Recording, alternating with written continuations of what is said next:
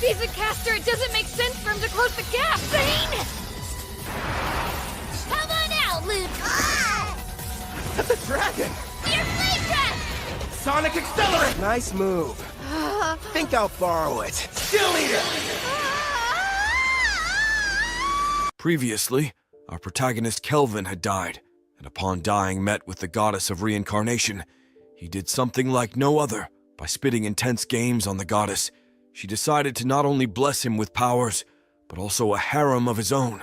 Now with these powers, he lures the previous year's hero party into his trap to finally start his evil endeavors.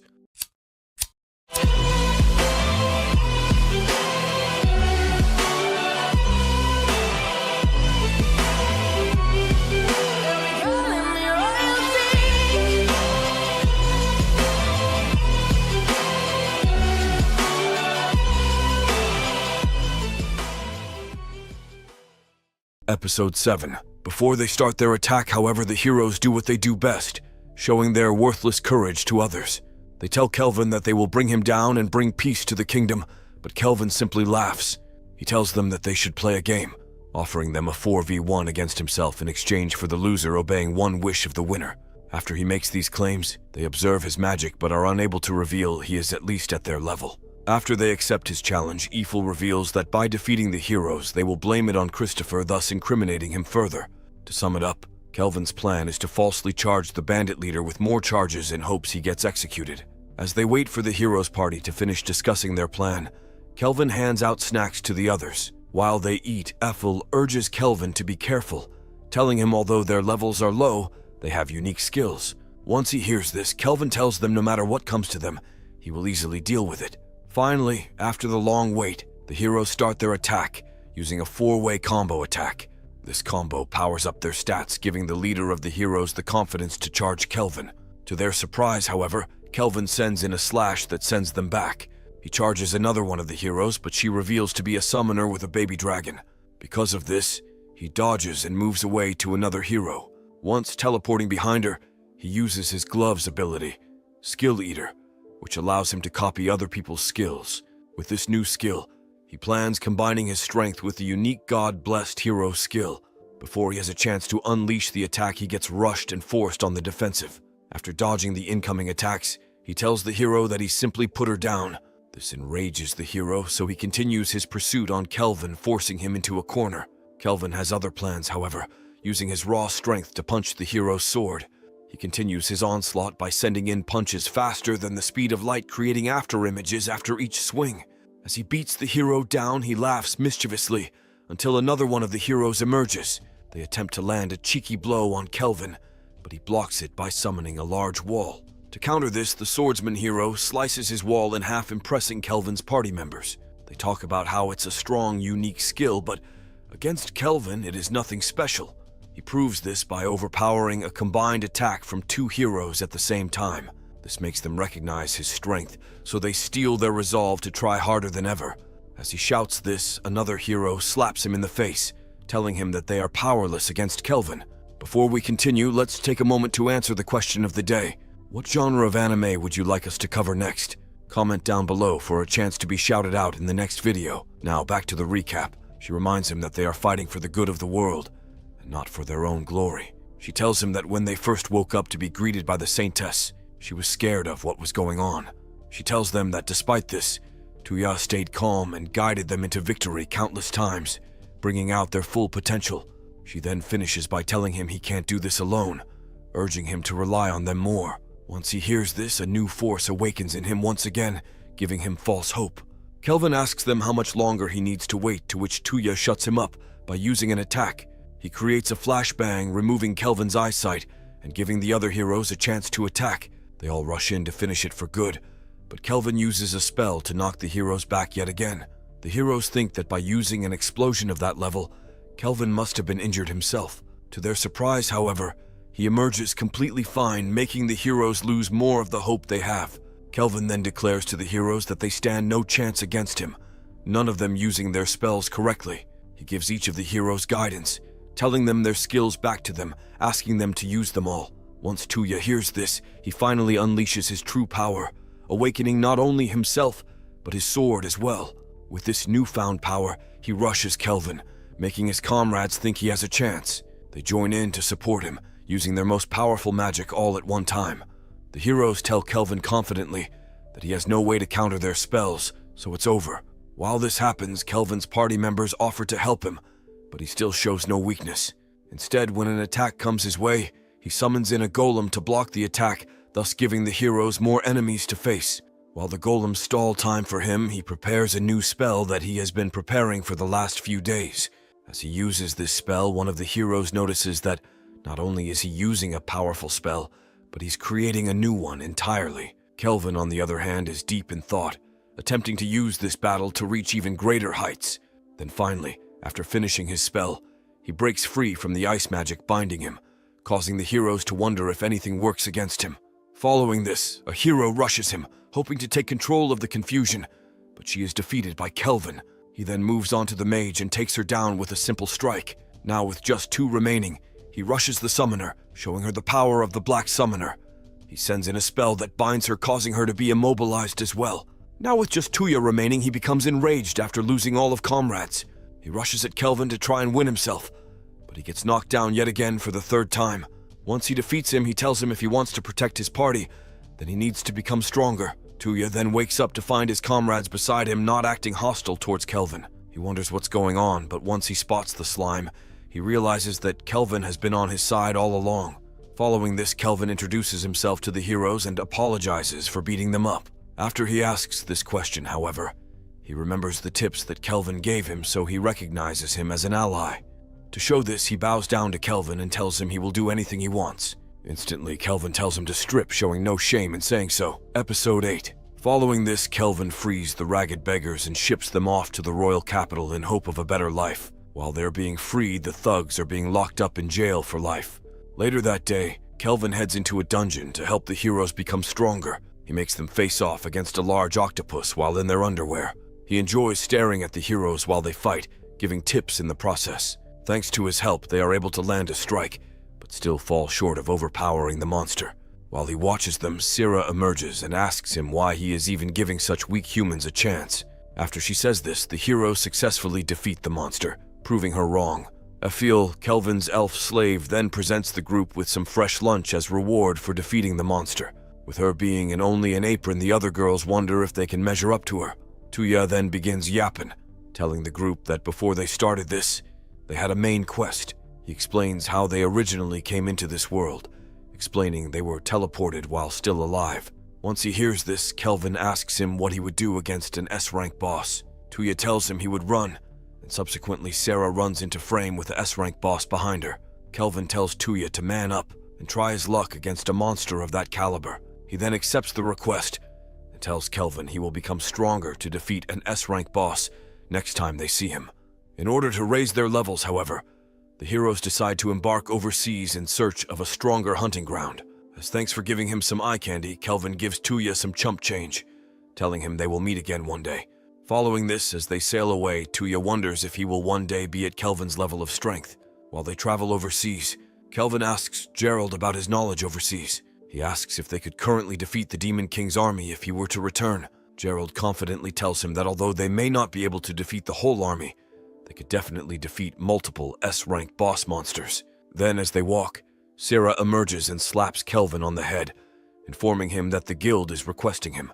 He gets a smile across his face and announces that he has been waiting for this. He tells his group that the long-awaited rice will finally be served to them.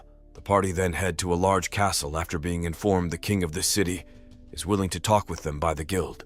Once he enters, he recognizes Japanese things around the castle, making him wonder about the king's true identity. Then, to his surprise, rather than a king, a queen emerges before him, introducing herself as Tsubaki. After he hears her name, Kelvin is sure that she is Japanese like himself. Then, as they await the queen's direction, the various nobles recognize Sarah's beauty. Tsubaki then speaks, telling Kelvin that he has a reward for him taking down the bandits. She tells him that usually they would have a large celebration, but this time she's only able to fulfill one request. Without hesitation, Kelvin asks the queen to grant him some rice. She asks if that's all he wants, telling him that she can grant him glory, wealth, or even a harem. Kelvin tells her that he already has all of this, so he just wants something to snack on at night. This makes the queen laugh, so she tells Kelvin that he has passed her test. She then claps her hands and presents a large array of various Japanese dishes, accompanied by white rice. After taking in the first bite, Kelvin becomes overjoyed, finally eating rice after all this time in the new world. A few days after this feast, Kelvin finds himself still in the palace, taking advantage of all the food offered. Today, Aphel delivers the food directly to Kelvin, him being in the middle of some studying. After the first bite, he tells Aphel that she has become much better at cooking since the start. He then invites the queen to eat with him where they discuss the future. The queen tells Kelvin that he should just stay in the castle so that she can continue eating Aphel's food. He tries to deny her request, but once she makes advances on him, he reconsiders her offer. He looks down at the Japanese girl and almost falls into temptation, but realizes he already has his own chicks. She tells him that she expected this, not wanting to pressure him into submitting to her. She then guides him to a teleportation circle where they are able to move between continents within seconds. The only downside of this is the large amount of mana being used, meaning they can only use it a few times each day. After Kelvin hears this, he wonders why Leo didn't tell him all of this when he first started as an adventurer. Once he arrives back at his home kingdom, he goes to his usual bar to grab a drink. He gets settled, then orders Aphel to get him some more beer, telling her he will buy her some new equipment in exchange. The clerk overhears this and asks if he is finally preparing to propose, but to their surprise, Kelvin reveals he has purchased a house. He takes his servants to the mansion he just happened to acquire, where he delegates room for his various servants. Clotho then emerges and asks Kelvin if he can live outside. He accepts his request and heads inside to look around his new place. Before he has a chance to properly explore it, however, the previously enslaved beggars arrive, asking Kelvin if they need their help. Kelvin accepts, thinking the more the merrier, not knowing what is soon to come. Despite this, he heads to bed in peace, but starts to think it'd be better with a chick by his side. Once he thinks of this, the goddess reappears in his mind, asking Kelvin if he is ready for her. He tells her that he has been waiting for this moment, so he begins to spell to summon Melfina, the goddess. Following this, she emerges from the sky, illuminating in a pink light.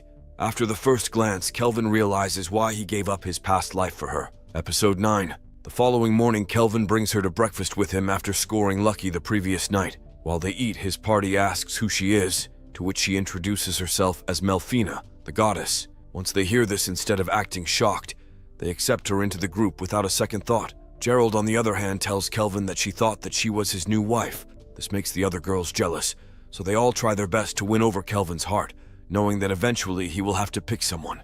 After these events, they begin trying out new cookies prepared by Aphel.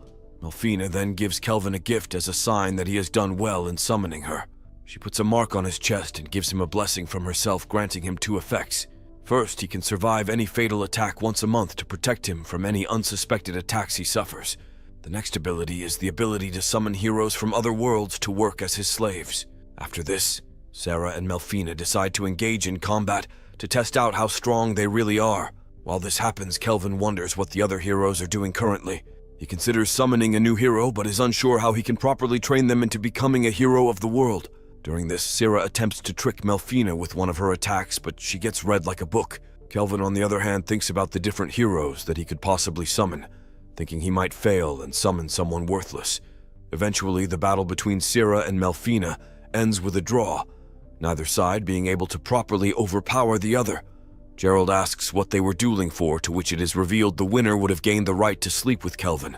After this, they head to the bath to wash up, becoming closer in the process.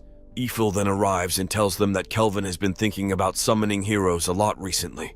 She tells them that with him coming from another world himself, he must have a lot on his mind. In an attempt to cheer him up, Melfina approaches him and shoves chocolate in his face. She asks him if he is planning on summoning anyone, to which he asks her if it's even needed. She tells him that although it's not needed to summon the heroes, everyone that is summoned eventually becomes someone famous in their world. She shares that the previous demon lord and Sarah's father was summoned from another world as well. She then shares the skills of the new self-proclaimed demon lord, informing him they have a skill to nullify any incoming attacks. Kelvin asks how they could possibly defeat them, to which she tells him if there's a will, then there's a way. At the same time, Kelvin wonders if a summoned hero could solve that issue. She then recommends to him that if he wants to summon another hero, that he needs to do a resurrection circle rather than a teleportation circle. She explains that usually heroes summoned while still alive are weaker compared to those that have already died. She uses Kelvin as an example, reminding him that with all of his skill, he has become much stronger than the other heroes. After explaining all of this, she asks Kelvin if he is comfortable with summoning someone, telling him it's random. Once he hears all of this, he really considers summoning someone into their world despite not having a need for it. Then later that day, he summons all of his party to talk with him. He tells them that he has made up his mind and is planning on summoning a new hero. Before he does, he promises the others that he will let them live their life how they wish. He then proceeds to unsummon his other companions and reload his MP to prepare for the spell. After taking the necessary preparations, he uses all but one MP to hopefully summon the strongest warrior he can. By slamming his wand into the ground, a magic circle then appears, but it takes a while before it picks a hero.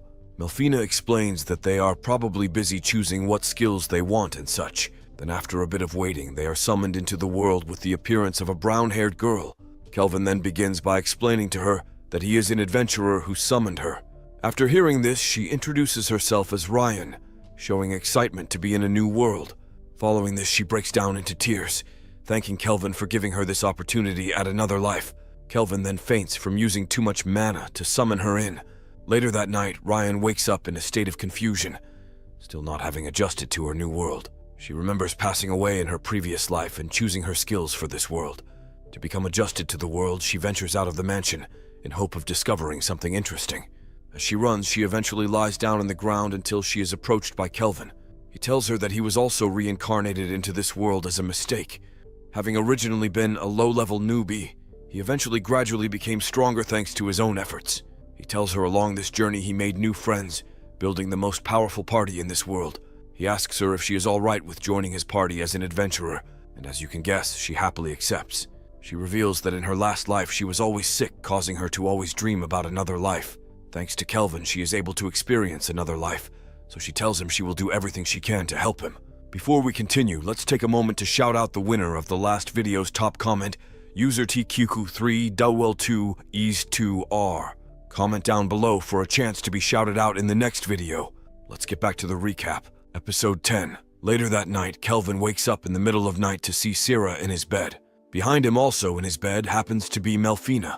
On top of this, when Kelvin notices something strange happening to his pants, so he looks down and finds another girl sleeping in his bed. With all of these girls, he realizes he really has leveled up since coming to this new world. The following day, they head into a dungeon where Ryan is seen excitedly running around. Although she is in good spirits, some of the others are unsure of whether they would be safe in the dungeon. Kelvin then explains to them that by using his ability, he can share the EXP gained in battle to everyone in his party. Essentially, he can level up himself and all his squad by sending in whoever wants to fight. Because of this, Ryan and the maids steadily level up, thus increasing their stats to new heights. Just as they think everything is going good, a strong monster named a shadow wolf emerges from afar. Kelvin then decides to give Ryan a chance to see his skills, so he urges her to watch him fight. Once the wolf finally arrives at their camp, he shows no fear, instead deciding to take it on solo.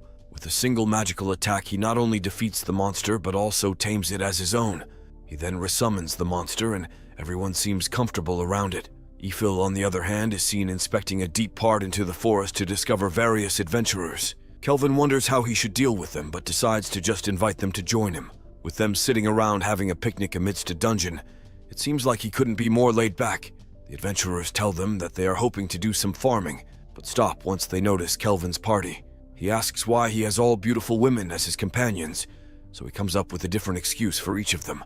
The male adventurers talk amongst themselves, wishing they could be in his party. Following this, Melfina and Ryan introduce themselves to the adventurers, causing even more envy. They wonder why they couldn't live a life like Kelvin, telling their party leader he wouldn't understand as a married man. Later that evening, Sarah and Gerald get back to camp, asking why the adventurers entered their forest. He tells them to hunt monsters, but then Sarah informs him that they already killed all the monsters. This causes Kelvin to apologize to Uld, the party leader, for taking away his chance for a promotion to B rank. Uld, however, tells him it's not a problem, him doing fine as a C rank already. He then tells Kelvin that it's about time he ranks up to S rank finally. He thinks about the exam, wondering what Leo could possibly have in store for him as his final promotional exam. While he thinks about this, he grooms his new wolf companion, naming it Alex. He assigns the wolf to be Ryan, partner in crime, with hopes they can grow together. Once they finish conversing, they head into the mansion to find new equipment. After this, they do some outdoor activities, giving Kelvin tons of time to think about the S-rank quest. Ryan, on the other hand, explores the world alongside Alex, one day at a time without a care in the world. After tucking her in for bed, Kelvin summons Sarah and Ryan to assist him in subduing some invaders. Sarah informs him that there are 14 total people with their intentions being unknown, with the others offering to protect the interior. Kelvin decides to head outside to deal with the thugs. Upon inspecting all of them, he sees they are all low level, so he decides to let Ryan test out her newly acquired skills. Although she is hesitant at first with Alex by her side, she believes she can do anything she puts her mind to. Before she leaves, Kelvin also gives her a piece of clotho as a guard along with a new skill. To top it all, he presents a newly forged sword by none other than himself with a high rank. He then tells Ryan it's finally time to prove her worth as a hero. While this happens, the thugs finally begin their march towards the mansion. With the stage set, Ryan finally exits the mansion to take down the thugs as her first solo quest. She then defeats the thugs with ease, leaving only the boss remaining. With him in hiding, Kelvin is forced to act, teleporting next to the thug and taking care of him. While this happens, various leaders of various nations meet together to discuss their future. Among these delegates is the leader of the Dragon Knight clan, a powerful force among the strongest in the world. They talk about the various nations that have been forming alliances together. While some of the delegates are aligned and others are hostile, the table is nothing but a headache. They reveal that with their current position, there are multiple kingdoms on the brink of war with them.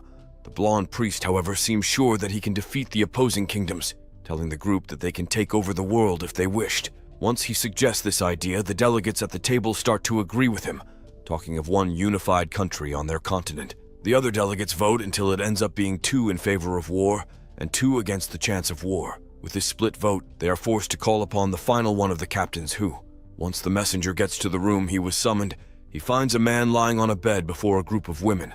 The man introduces the man as General Cleve, one of the 5 top generals for this empire. Episode 11. While they meet together, Kelvin finds himself paying a visit to the Elven village. While they head to the region, various suspicious things start to arise, causing concern among the party members. Kelvin thinks of the time when he has heard the name Tyron mentioned in various attacks on adventurers. With the Elven kingdom being near this region, it's likely that some of the elves have either been entrapped or become evil. Because of this, Leo made sure to warn Kelvin not to step out of line, the countries being on the brink of war. He then proceeds to invite Kelvin to an event in which the king himself is attending for his S-rank promotion. After he learned of this, he made sure to invite all of his friends that could potentially help him in any power struggle. Despite this, Kelvin has no plans on fighting against anyone, wanting to stay peaceful throughout this life. While they are traveling, a stray arrow flies in, forcing the group to stop and present their order. Kelvin introduces himself to the elves and asks for a peaceful communication between their groups. Following this, an elder elf emerges and introduces himself as Nellis. Despite his appearance, he is the oldest among the elves. While he proceeds to inspect the letter Kelvin has, he notices Ethel and becomes stunned that she is alive. Once he sees her, he treats them kindly, guiding the group into his estate. Once they enter, Kelvin asks the elder why he mistook Ethel for his lost daughter. Kelvin tells him that Ethel was a slave for her whole life with a curse, but he still wants to know about his daughter. Nellis then proceeds to explain how he lost his daughter in battle. One day, the Dragon King emerged and asked for the elf who supposedly humiliated him. Despite these remarks, Nellis claims to have never done anything to the dragon, but he attacked them anyways. During his attack, one elf stood before the dragon to try and stop it. Her name was Rumel. She told the Dragon King to take all of his anger out on her, but she wasn't the elf he was looking for. He told her that she would have to become his wife in order for his rampage to stop. Because of these actions, she ended up disappearing that day, leaving alongside the Dragon King. He then tells them that a few years after that happened, he found Rumel's body dead in a nearby forest. After they all hear this, they wonder if Ethel is the daughter of Rumel, considering she had a curse from the Dragon King. With Ethel being half human, however, they rule out the possibility of being her daughter, because she was with the Dragon King. Despite not learning anything, Ethel tells her companions that she is still happy that they made an attempt for her. Once they hear this, they run to her side to comfort her, while Kelvin decides to get to business. He tells Nellis that he is here to locate a monster that has been kidnapping elves within the area. He talks with the elder about how they could be doing these attacks, to which Nellis explains it must be with magic. Although monsters have many strengths, they are unable to use magic, meaning it must have been an organized effort. Once Kelvin learns all of this, he decides to propose a defensive plan before an offensive. He offers to place a barrier up around the area to ensure its safety while they look for the group. During this, a group of military forces march through the forest alongside various monsters. They talk about looting an area for information and reporting it back for the good of their kingdom. Then suddenly, as they talk, soldiers begin to fall like flies, getting shot in by magical attacks. Once they realize they are being ambushed, they are too late, losing a large portion of their forces. Behind these attacks is Ifil, who utilizes a new bow created by none other than Kelvin. With it having an S rank, it raises the stats of any archer, let alone an elven archer using magic. On top of this, he created a large wall around the village with water surrounding that, making the defense impregnable. Top it all off, he employed all of his slaves to guard the front entrance, in case any of them happened to break past their initial attack. The grunts, on the other hand, run around in a panic after getting the floor mopped. The grunt reports to his boss that it's not an army attacking them, but rather a small group of adventurers all with powerful strengths. He tells his boss that if they don't call for backup, then they will be wiped out. The boss then calls for someone, but is cut short when Ryan and Melfina arrive. They tell the boss his time is over, but he has other plans, playing a flute and awakening a giant. With it towering over everyone, Melfina proposes that Ryan tries to defeat it herself to prove her strength. She explains that the monster is at least an S rank, so she needs to be careful if she wants to defeat it. Ryan thinks of her chances and realizes that with all her training, she must be fine. The giant then proceeds to attack, landing the first blow on Ryan. She realizes that if she gets hit one more time, she will die, so she decides to go full force off the rip. Summoning two swords, she dances along the ground, arriving at the giant's body. As she dashes to the top, she slashes the giant up, defeating its initial stage herself. Then suddenly it awakens to unlock its true form, causing the others to wonder if Ryan can handle it. Rio, however, doesn't falter, using the same attack once again to slash through the giant. With this attack, she defeats it once again, making the Trison soldiers wonder why they even tried to resist. Then just as they think things are over, an attack comes in, causing Kelvin to activate his shield. Standing before them is a blonde man who is prepared to give Kelvin a run for his money. Episode 12. He tells Ifil that she is excellent and that she should offer to become his slave. He uses some kind of magic, but it gets cut in half by Kelvin. He then tells Clive, the blonde man, that Ifil is his woman, so he has no right to put his hands on her. Clive doesn't falter, however, even allowing Kelvin to scan his stats. After scanning them, he asks Clive if he is a reincarnator, telling him he is one himself. Once he learns this, he orders Ifil to run away, knowing that she doesn't stand a chance against this man. Following this, Kelvin uses a magic spell to whip Clive away. Then he transforms the boulder he stands on into spears. With these spears, he throws them at Clive, but he resists it with ease, using his magical power alone. Kelvin then ups the firepower, sending all 4 spears along with his own magical attacks. Despite this combined attack, however, he is unable to put even a dent on Clive's barrier. While he thinks of how to overpower him, Clive's guards emerge, attacking Kelvin. He recognizes that the guards are under hypnosis, so he calls Clive a scumbag. He tells him that he should try and riz women like a man rather than force them to be his. To support these claims, Ifil attacks Clive and breaks through his barrier. To follow this, Kelvin summons in golems to take care of the guards by using dark magic. Clive accepts this challenge and sends his grunts off against Kelvin's. Now with the two alone, they both prepare to launch their attacks without worry of destroying the area. They fly through the sky, exchanging attacks with neither side showing any weakness. Clive sees this and taunts Kelvin, forcing him to up the amount of attacks. This forces Clive to respond in a similar manner, drawing together his magic to unleash an onslaught of attacks. Kelvin dodges these with ease, however he notices that the attacks are hitting the others. After determining that he is for sure a scumbag, Kelvin prepares to put an end to this. Clive notices Kelvin's courage, so he laughs at him. He tells him that he should take advantage of his power, suggesting that he must have been weak in his previous life. He tells Kelvin that despite him saying all these things, he is the same as him, a battle junkie. Kelvin, however, has a different way of thinking, suggesting that he can fight and protect at the same time. This enrages Clive, so he rushes Kelvin, but his attack is evaded.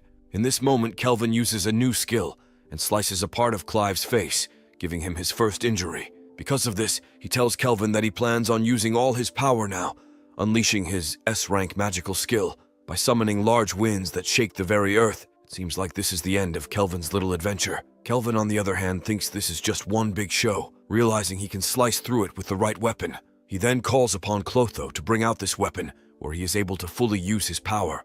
By gathering his magic all in one place, he begins to vibrate the ground much like how Clive is. Instead of just making a big show of winds, Kelvin actually uses an attack, slicing right through Clive's spell. Despite using such a powerful spell, Clive got out lucky, leaving him to only miss a couple legs. Kelvin wasn't planning on this, however, so he went to finish him off. To his surprise, however, Clive teleports away and he is greeted by a new opponent. Standing atop a large robot, he introduces himself as Tristan, the leader of the Chimera group for the Tiersen Kingdom. He tells Kelvin that he was the one behind all of these attacks. Kelvin doesn't care what he has to say, however, ordering Tristan to hand over Clive. He rejects his request, telling him that he still has uses with Clive and that he is fine with admitting defeat. Following this, he teleports away, telling Kelvin that they will meet again one day. Once the enemies leave the party, members begin using telepathy to communicate with Kelvin. He informs them of the situation, telling them that everything is fixed now. With this, they head over to the elves hiding in a nearby cave to inform them of their success. Eiffel then compliments Kelvin, but when she remembers what he had said earlier, she falls down in embarrassment. While they flirt together, the other heroines charge Kelvin's way, hoping to get praised as well. By utilizing all their skills, they rush over in an instant, but Ryan ends up arriving first. She runs to Kelvin's side and tells him of the S-rank monster she beat, so he pats her head. Kelvin realizes that if he had taken a wrong step, that he could have ended up like Clive. Speaking of Clive, he is currently chained down in a cell within the Tiersen Kingdom. Tristan stands before him and cuts up his body, hoping to get to the bottom of what makes a hero's strength so powerful. Alongside this, he enlists people to use healing magic as they dissect his body in order to keep him alive. While this happens, Kelvin meets with Ethel to talk about her past. She tells him that according to the Elder, she is actually his granddaughter. She then presents a hair clip she received from the Elder and asks Kelvin to put it on for her. Once he does, he compliments it, which causes her to express her feelings. She asks him to stay by his side forever, hoping to eventually get engaged. While they talk, the other girls emerge, ruining the moment. To conclude things, apparently one of the elves was an instructor hidden within the elves. She reveals that after witnessing Kelvin's efforts, he has officially been promoted to S-rank. She also tells him that in 3 days within the capital, all S-rank are being called to compete against each other to claim the title of strongest.